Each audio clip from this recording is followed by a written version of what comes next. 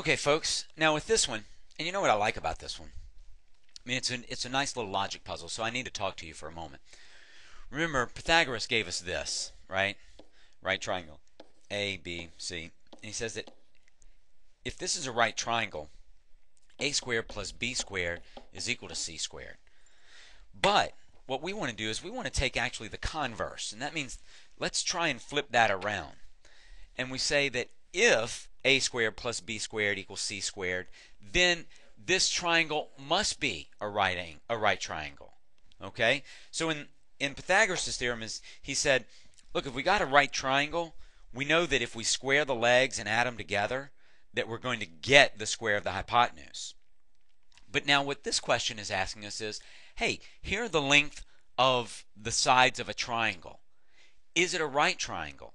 Well, it is if a squared plus b squared equals c squared. Okay? So I'm going to erase what I've got here because I don't want to confuse us. But what we're going to do is we're actually going to apply this theorem. A squared plus b squared is equal to c squared, right? And if that's true, if 3 squared plus 5 squared is equal to 7 squared, then this is a right triangle. Well, let's see. 3 squared is 9, 5 squared is 25, and 7 squared is 49. 9 and 25 is 34.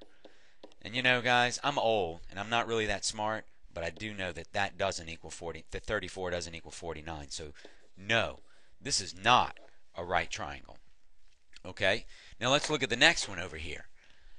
A squared plus b squared is equal to c squared. Well, let's see if this one's a right triangle. So I'm going to have 8 squared plus 15 squared is equal to 17 squared. 8 squared is 64. 15 squared is 225. You can check that on your calculator if you want. I just happen to remember it. And then 17 squared is 289. I happen to remember that one too. Okay? When I add these two things together, I'm going to get 289 is equal to 289. So that's true.